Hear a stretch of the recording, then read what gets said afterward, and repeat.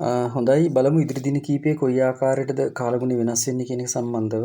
ඇත්තම 16 17 ඉදිරි දින ගත්තොත් එහෙම 16 17 18 විශේෂයෙන් සහ 19 යන දිනවල දිවයිනේ ඊශාන දිග මෝසම් තත්ත්වය තරමක් සක්‍රිය වීමක් ඇතිවීමේ හැකියාවක් තියෙනවා. ඒ හේතුව මත විශේෂයෙන් දිවයිනේ ඊශාන දිග කොටස කියන්නේ නැගෙනහිර උතුරු මැද ඌව මධ්‍යම පළාත්වලත් අපර භාගයේදී දිවයිනේ සෙසු පළාත්වල බස්නාහිර සබරගමු වගේ පළාත්වලත් වැසි වර්ධනයක් අපේක්ෂා කරන්න පුළුවන්. එතකොට මේ වැසි තත්ත්වය උදේ කාලයේදී දිවයිනේ ඊශාන දිග කොටසට ඒ කියන්නේ නැගෙනහිර ඌව උතුරු මැද පළාත්වලත් ඇති වෙනවා. හැබැයි අපර භාගයේ වෙනකොට දිවයිනේ ඉතුරු ප්‍රදේශවලට වැසි තත්ත්වය වර්ධනයක් අපේක්ෂා කරන්න පුළුවන්.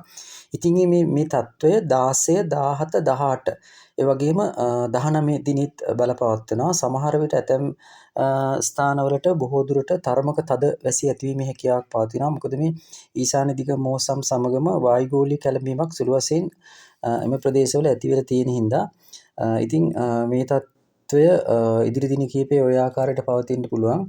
ඒ වගේම තමයි ඉන්පසු తాවකාලික වැසි තත්ත්වයේ යම් අඩුවීමක් අපේක්ෂා කරත් 25න් පස්සේ විශේෂයෙන්ම 25න් පස්සේ වගේ ගිනිකොන දිග බෙන්ගාල බොක්ක ප්‍රදේශයේදී අඩු පීඩන තත්ත්වයක් ඇතිවීමේ හැකියාවක් තියෙනවා. ඇතිවීමේ අවදානමක් තියෙනවා හැම වසරකම මේ කාල සීමාවෙදී ඇති වෙන නිසා. ඉතින් ඒ ගැන අපි අවධානයෙන් යමු.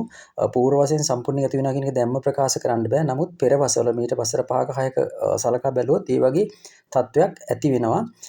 එහෙම ඇති වුණොත් ඒක අපි කල්ැතුව දැනගන්න පුළුවන්. එහෙම වුණොත් එහෙම අපි ඒක බලමු මේ වේදි කියලා. කොහොමවත් ඒ වගේ හැකියාවක් තියෙනවා. කොහොමද දැනට පවතින කාලගුණ තත්ත්වය ඔය ආකාරයට තමයි සඳහන් කරන්න වෙන්නේ. ඉතින් ඒ ගැන මේ හැමෝම අවධානයෙන් පසුවන්න. මොකද ඉදිරි දින කීපයේ තරමක තද වැසි ඇතිවීමේ හැකියාවක් පවතින නිසා හොඳයි. ස්තුතියි.